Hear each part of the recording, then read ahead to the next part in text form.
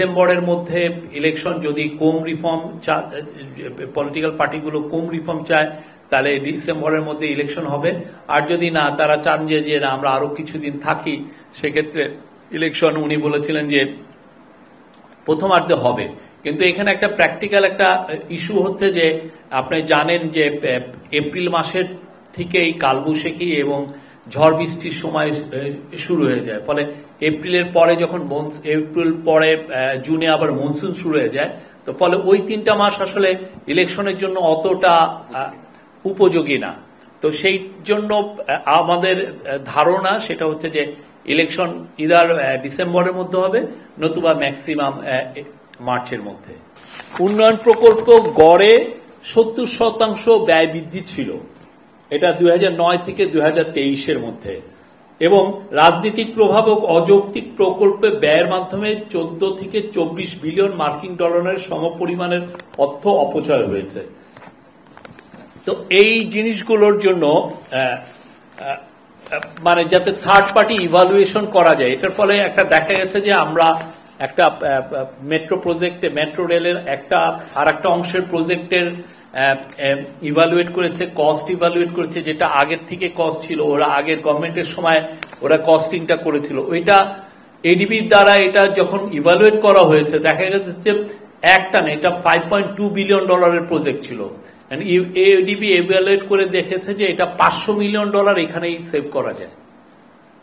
তো এরকম অনেকগুলো প্রজেক্টের ক্ষেত্রেই এখন এটা নিয়েও চিন্তা ভাবনা হচ্ছে, এটা নিয়ে ডিসকাশন হয়েছে এবং অন্যান্য অনেক বিষয় আমরা আপনাদের এই পুরো সংকট উত্তরণ থেকে আমরা কিভাবে দেশকে আবার মানে এক্সিলারেটেড গ্রোথ আমরা আনতে পারবো সেই জায়গা নিয়ে অনেকগুলো প্রপোজাল এসছে, যেগুলো নিয়ে আলাপ হয়েছে। সেই আলাপের অংশটুকু আমরা আপনাদের সাথে শেয়ার করব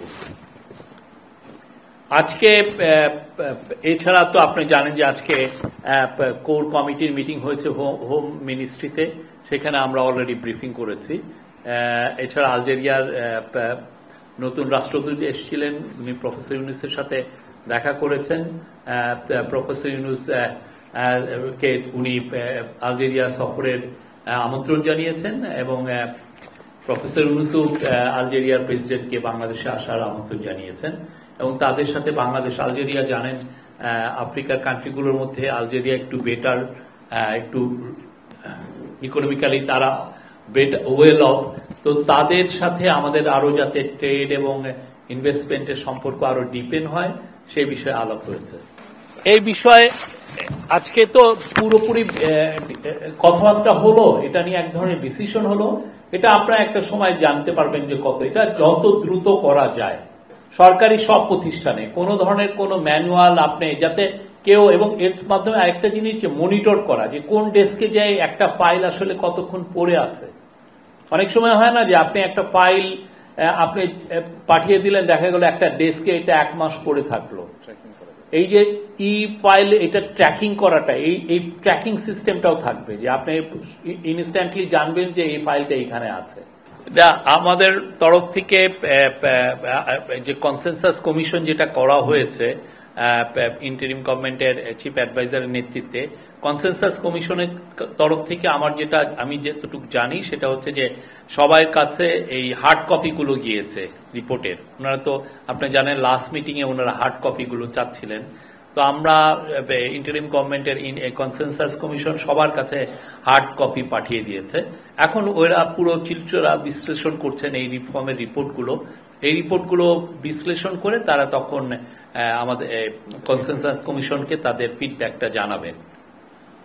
আমাদের কাছে ইনফরমেশন এখন পর্যন্ত তথ্য উপদেষ্টা উনি পদত্যাগ করেননি, এটা হলো আমাদের কাছে ইনফরমেশন।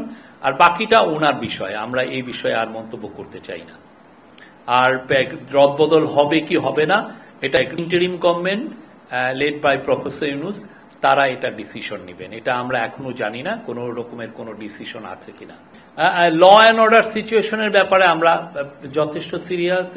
আমরা এটা এই ছাত্রদের মধ্যে কোনো ধরনের কোনো যদি ল অ্যান্ড অর্ডারের কোনো সিচুয়েশন তৈরি হয় আমরা সেটা অবশ্যই এটা আমরা দেখব এবং এটাকে মানে কোনো ধরনের কোনো আইনের অবনতি হোক এটা আমরা চাই না এবং সেই বিষয়ে আমরা কাজ করছি। মানে সেই আলোকেই তো আজকে ধরেন বিশাল একটা মিটিং হলো, সেখানে লেফটেন্যান্ট জেনারেল জাহাঙ্গীর আলম চৌধুরী উনি এই মিটিং এর নেতৃত্ব দিয়েছেন। সেখানে দুইজন অ্যাডভাইজার ছিলেন, আদিলুর রহমান খান এবং আসিফ মাহমুদ সজীব ভুইয়া, এবং দুইজন স্পেশাল অ্যাসিস্ট্যান্ট ছিলেন, একজন হচ্ছেন খুদাবক্স চৌধুরী এবং আরেকজন লেফটেন্যান্ট জেনারেল আব্দুল হাফিজ। তারা ছিলেন, অনেক সেক্রেটারি ছিলেন, পুলিশের আইজি ছিলেন, হোম সেক্রেটারি ছিলেন,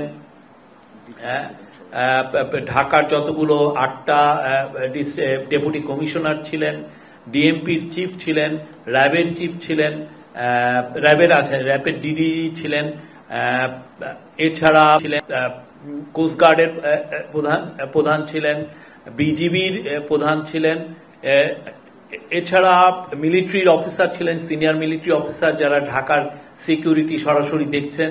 তো সবাই মিলে তো আজকে এই নিয়ে আলাপ হয়েছে এবং এটা নিয়ে আমি জেনারেল জাহাঙ্গীর এবং আমি দুজনই সাংবাদিকদের সাথে কথা বলেছি। আমাদের আজকে রাতের থেকেই কম্বাইন্ড পেট্রোল শুরু হওয়ার কথা এবং আমরা আশা করছি যে এর ফলে শহরের এবং শহরের বাইরে, ঢাকা শহর এবং ঢাকা শহরের বাইরে আইন শৃঙ্খলা পরিস্থিতি আরো ইমপ্রুভ করবে। আমরা প্রোটেস্ট করার রাইট সমস্ত পলিটিক্যাল পার্টির আছে, ওনারা প্রোটেস্ট করছেন।